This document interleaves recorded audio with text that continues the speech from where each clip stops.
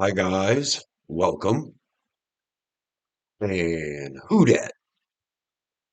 I'm Joe.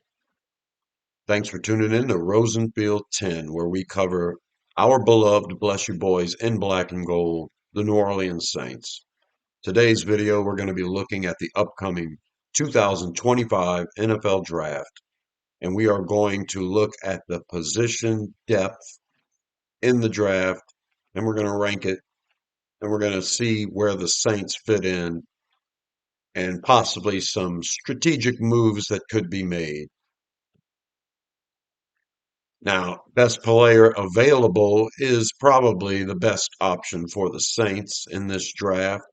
We need help at all positions, including quarterback, but I don't include the quarterback on this list. These are the positions of need for the Saints. And yeah, it's everything but quarterback, fullback, kicker, punter, and long snapper. It's everything. Now, I'm not including the quarterback because several reasons. Because I'm not sure what direction this team's going in. The depth in the draft at quarterback isn't very good. And I've seen the list of free agent quarterbacks, and yeah, we probably have one comparable already on the roster in Derek Carr. Now, whatever way we can manage the salary cap to reduce it to the max, with or without Derek Carr, is my preferred option at this point. I don't mind if we start next year with Spencer Rattler at quarterback or with some throwaway free agent that we go and get on the cheap, or if we start Derek Carr. It doesn't matter to me. I don't think we're going to finish very well. The difference is with Derek Carr, we'll probably finish closer to 500 ball. And then you can kiss your chances at getting a franchise quarterback at the top of next year's draft right out the window. But I'm not one to wish failure on my team. Here's the draft picks that the Saints have right now. Most of this is set in stone. We do have a second, third round pick and a second, fourth round pick, as well as that sixth round pick. All three of those used to belong to the Washington Commanders. I'm not sure if the sixth round pick will fluctuate, but the picks in round three and four will, depending on how the Commanders finish in the playoffs. So if you're the type to wish failure on the Saints in order to get a better draft pick, you might want to cheer for your arch rival nemesis, Tampa Bay Buccaneers, this weekend. Because if Washington gets eliminated out of the playoffs in the first round, that improves our second, third round pick and our second, fourth round pick. And I think it may include that sixth round pick as well. You know what? Actually, no, that sixth round pick was ours. We traded that to Washington to get John Ridgway. They gave us a seventh round pick in return. And then we got the sixth round pick back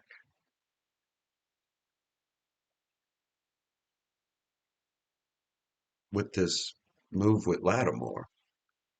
We got a Washington's third, Washington's fourth, and then the sixth, which was ours to begin with when we traded it to them for John Ridgway. So yeah, that's how that goes. So the sixth is in stone. It's the seventh that's also in flux. I think that seventh is a temporary allocation for a compensatory pick.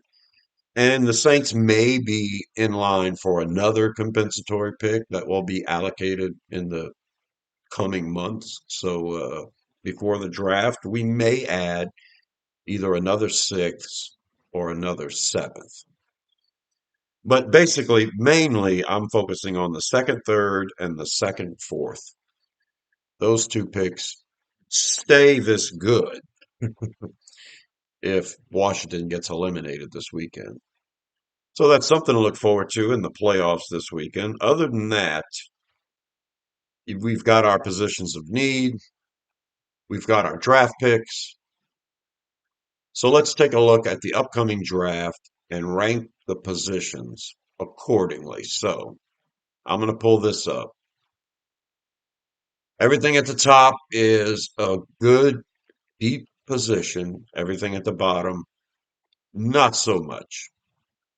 Ranked from green to red like a traffic light. So this, in my opinion, is basically how it's all ranked. You're looking at that second tier with defensive tackle, safety, and tight end. You could see some sites tell you that defensive tackle is among the best positions in this 2025 draft. And it is. And I've got it ranked here at the second level. I just think that slightly above it is running back, defensive end, and wide receiver. And the consensus is pretty strong on running back and defensive end. So basically, not only are these positions strong as far as the top end, but they're also strong as far as the depth. Now, there's a lot of good top end at all of these positions, but further you go down this list, the shorter that list of players gets. Not only is it fewer top end, it's fewer overall great projections. So you look at the positions the Saints need, and it's everything. You look at the positions of strength in the draft. So, as far as strategy goes, best player available is the way the Saints should do it. On a personal level, I think we should use that best asset of ours, which is the ninth overall pick, and trade out of it, possibly once or twice, just to acquire more day two picks.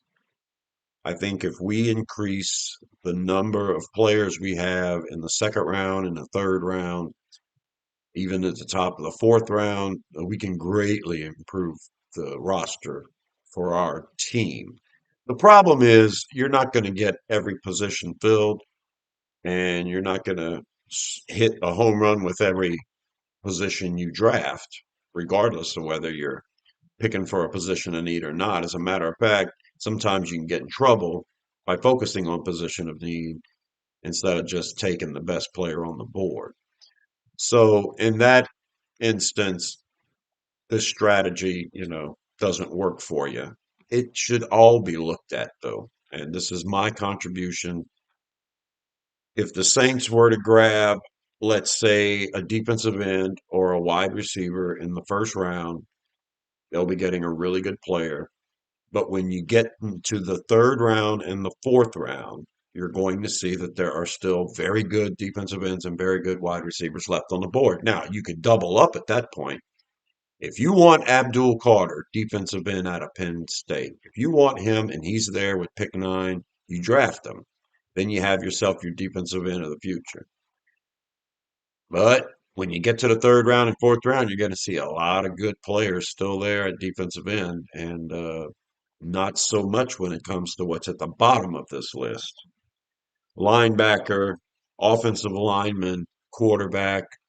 I think there's less depth at those positions. And so, in that instance, when you talk about strategy, if you have a defensive end at number nine in mind, and you also have an offensive lineman that's comparable in your rankings, this chart's here to show you that there's a heck of a lot more depth at defensive end than there is at offensive lineman. So you may be smarter. The smarter move is to grab the offensive lineman because you can at least address the position later on with really good players in the middle rounds at defensive end and at defensive tackle. So in that instance, the strategy works out great. Of course, you put the emphasis on position of need, and then you can get yourself in a lot of trouble. I've done hundreds of these mock drafts over the last couple of months, and that's the reason why I'm showing you these stats of mine because they are relevant, prevalent in every mock I've done. Now, the players in the draft are all going to change. Their rankings are going to change based on the outcome of the playoffs and bowl games. And, I'm talking about Senior Bowl, Shrine Bowl, stuff like that. And then the combine. So, and some of them will declare to go back to school. Some of them that aren't on the list right now might declare to come out and change positional depth there. But this is pretty much what it's going to be, I think, going into the actual draft in April. Quarterback is the worst position here. I've got it in the red. They are there are maybe five or six quarterbacks that I would take a gamble with, and I wouldn't want to draft any of them in the first round, with the exception of Cam Ward. I think if Shadir Sanders was still there with the ninth pick, you'd have to entertain that too. He's right on the edge of whether a quarterback good enough to take in the first round. If Drew Aller declares and comes back into the draft, then he'd be an option here at number 9 as well. And as far as all the other quarterbacks in this draft, well, you never know. Jackson Dart finished pretty hot, and there's some thought that he may go in late first round, second round, third round, even though typically he's a third round projection.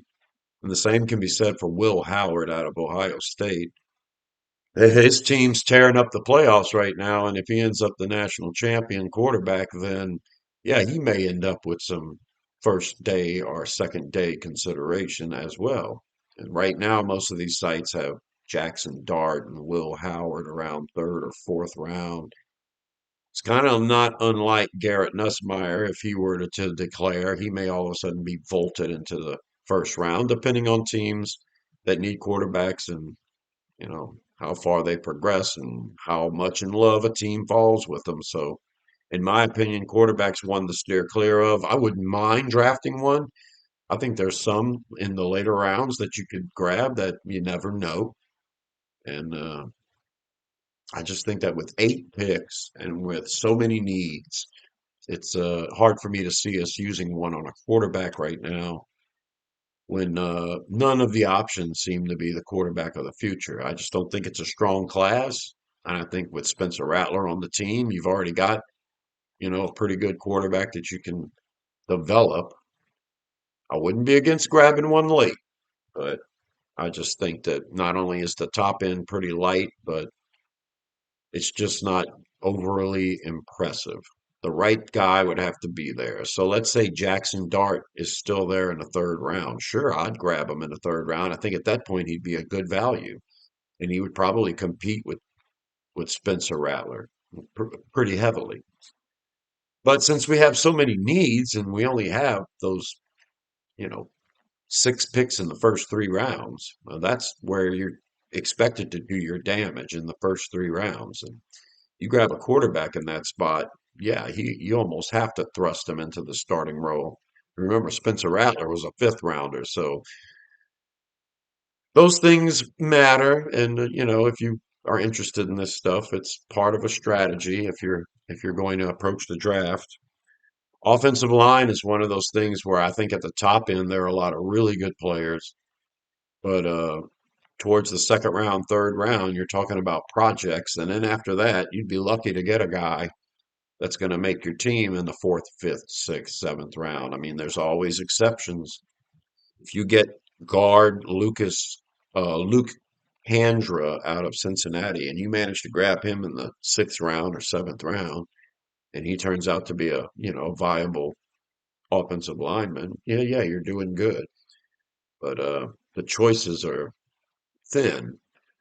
You'll be lucky to find a good player that deep in the draft. And the middle rounds, it'll be tough as well. That's why I have it ranked so low here. Offensive line, yeah, there's some good players, and we need offensive linemen big time. But if you don't address it early, you're going to be taking a big chance. Not a lot of Saints fans like that. They don't want to spend another high draft pick on offensive linemen, but it is without a doubt a position group that has to improve greatly if we're going to have any chance. You could have the greatest quarterback in the world. He's not going to do anything behind an awful offensive line. And because of our salary cap restrictions right now, I think fixing the lines on both sides of the trenches, that's a necessity. So, in my opinion, if you want to fix your offensive line and your defensive line, naturally, the depth here in the draft favors defensive line. And if you pass up on the best defensive lineman in the draft, it's not very smart.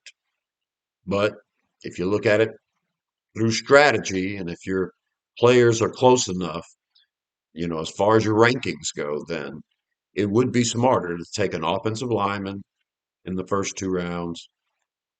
I think that let's look at pick one and pick two. Round one, pick nine. Round two, pick 41 or pick 40. Yeah, I'm expecting starters out of these two picks. Best player available. So, if Will Johnson's sitting there at pick nine, he's a cornerback. I'd grab him because I think he's one of the best players. Mason Graham, same thing. If he's sitting there at number nine, you might want to grab him, defensive tackle out of Michigan. Uh, Even though you could fill a cornerback or defensive tackle need in the middle rounds based on this chart. You still don't pass up the best player on your board, regardless of position. If Ashton Genty is your best player available at number nine, you take him. Now, some people say this is one of the best running back classes in history. I've heard that said a couple of times.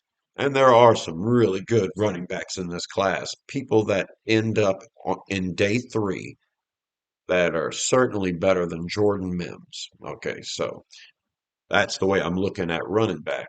I think that you can grab a really good one in round four, a really good running back in round four. And he would come in here and be better in the passing game than the third round pick, Kendre Miller.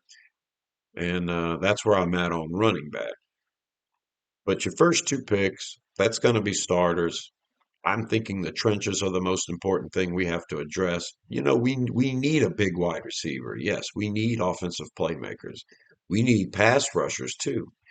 But in order to get to the spot where you're rushing the passer, you kind of have to stop the run first, and we are really bad at that.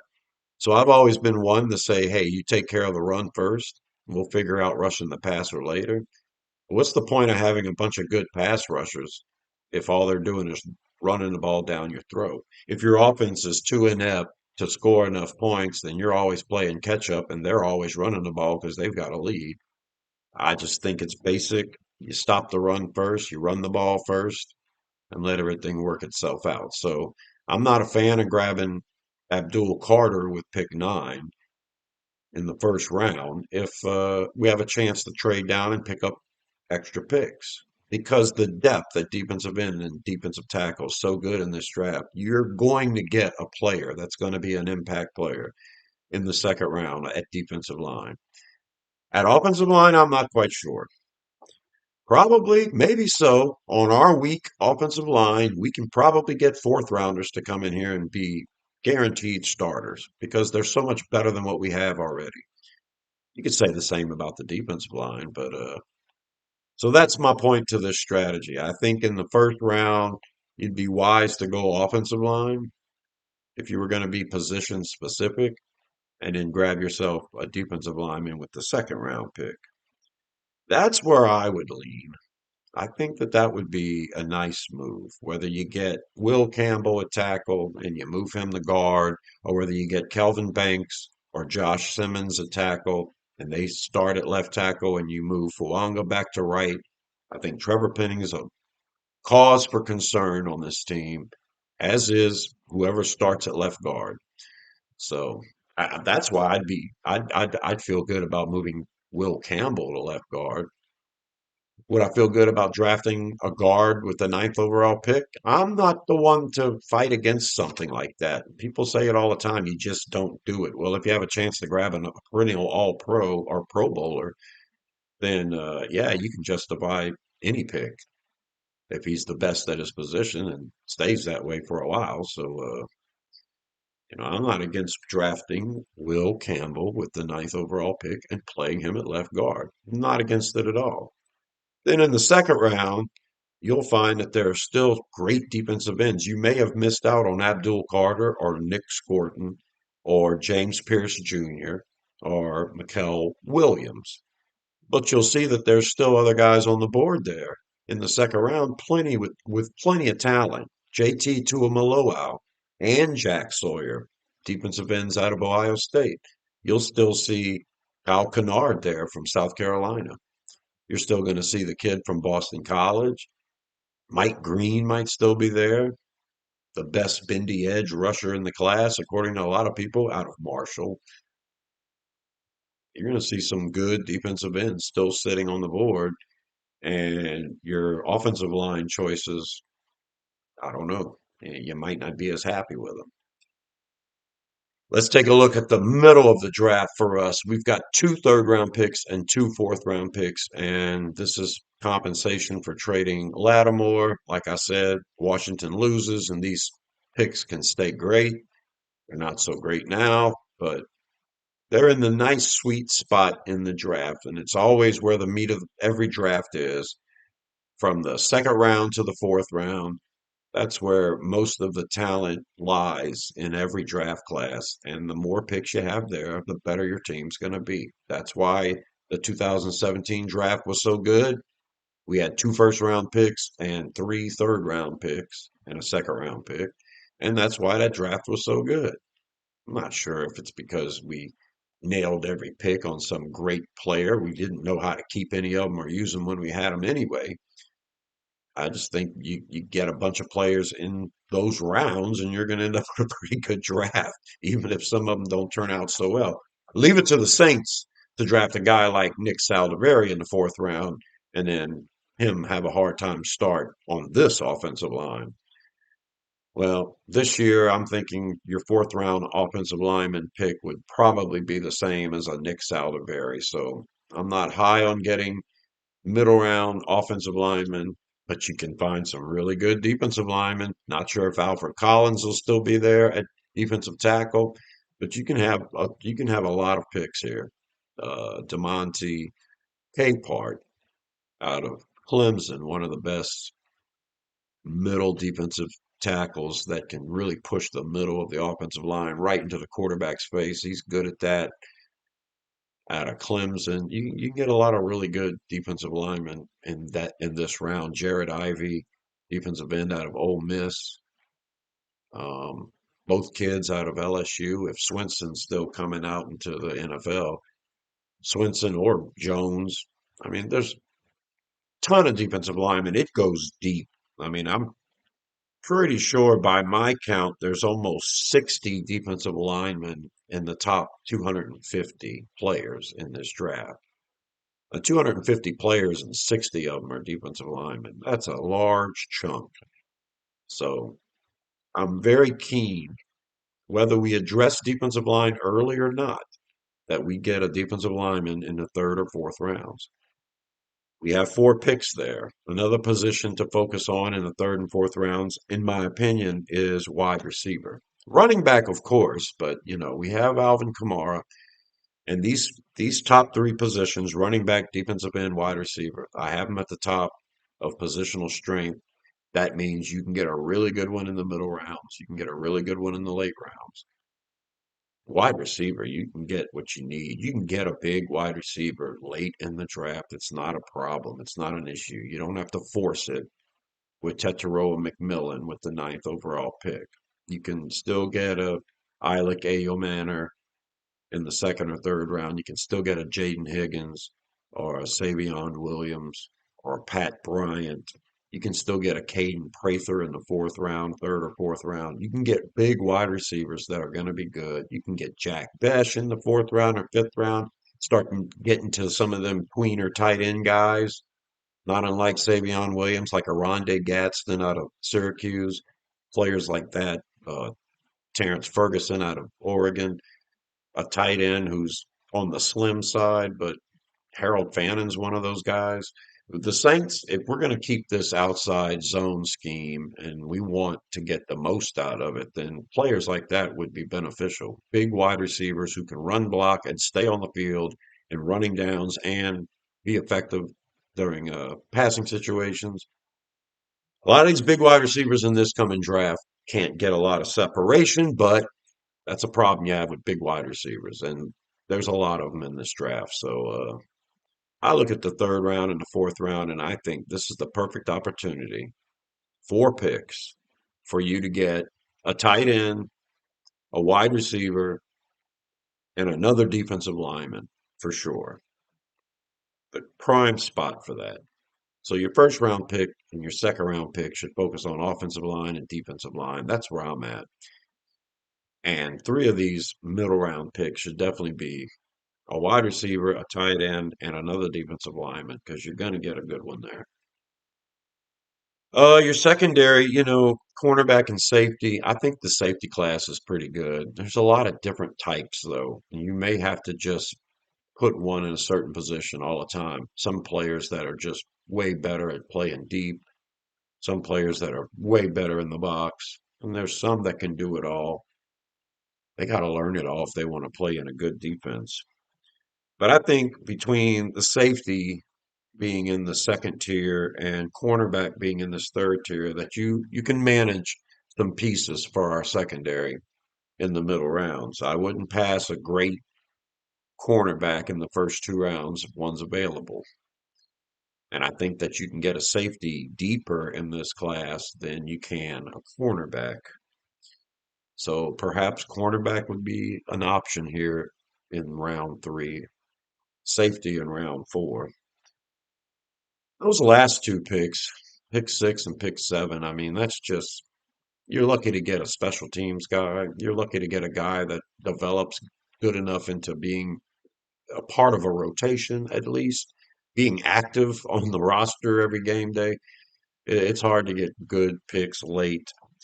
And so I'm not quite sure what you do there. Taking a chance on a quarterback wouldn't be a bad idea with one of those late picks if you really think, you need to change something up there. Uh, but the top of this graph, you can definitely focus on the top positions in the bottom rounds, and you might be able to squeeze out a good one. As good as R.J. Harvey Jr. is, the running back out of UCF. Um, I see him fall to the seventh round all the time because the depth at running back is so good. I see lots of players like Monangi, is that his name, from Rutgers? He's always at the bottom of the draft. There's a lot to work with there. Damian Martinez out of Miami seems to fall into day three constantly. I mean, he's racked up a ton of yards. Um, yeah, I would, if I'm not going to focus on special teams in the sixth and seventh round, I would certainly be looking at those positions of depth there. Running back, defensive end, wide receiver, defensive tackle, safety, maybe another piece of tight end, big wide receiver type, something like that in the later rounds. And linebacker, the last position I'm going to mention, interior offensive line and offensive tackle are kind of about the same. I think you can get some good interior offensive linemen in the third round, not much further after that. Offensive tackle, same thing, third round, maybe a good one in the fourth round. And linebacker. I think people pass up linebacker intentionally, and then the cream of the crop seems to fall into the second round. This draft is just okay at linebacker, but there is the chance you can still get some pretty good players in the fourth round or fifth round. It's possible. Safety and linebacker are two positions that get pushed down the draft a lot. In this case, I know you can get a good safety in the fifth round, not so much at linebacker. But is it that glaring position of need where you just feel like you have to address it? The right guy's there in the middle rounds. You know you can get a good piece in the secondary or on the defensive line, but you go ahead and grab the linebacker because he's the best player on the board, even though linebacker's not the biggest need compared to those other needs. Some things you have to think about with this draft. I'm a big fan of trading out of the ninth pick, trading down a few spots, picking up a couple of extra picks, and then you can have more options. The Saints have so many positions of need that we need to fill. It's never going to happen in one draft. You're going to have to take a couple of years to do it. And this little experiment was just to help you along with the depth in the draft. If you are devising a strategy for attacking this draft, let me tell you, I've done hundreds of them now. And that's pretty much the way I see it. I think the Saints best bet is to go offensive line and defensive line with the first two picks. Then in the third and fourth round, you go with another defensive lineman along with a tight end and a wide receiver and a secondary piece. And after that, in the sixth and seventh round, maybe get a good running back, maybe get another wide receiver, maybe get another offensive lineman if somebody falls through the cracks. But yeah, you're probably going to be re-signing some of your free agents on the offensive line and expecting them to contribute again. I'll do another video later on this week or maybe next week talking about the outgoing free agents for the Saints and which ones I would retain to try to fill the holes because you know you're not going to meet all of them in the draft. Well, this is my presentation, guys. I hope you liked it. I'm Joe. Subscribe to Rosenville 10 for more videos about the Saints and about the upcoming draft. And until the next one, subscribe, please. Until the next one, I'll talk to you later. Who dat?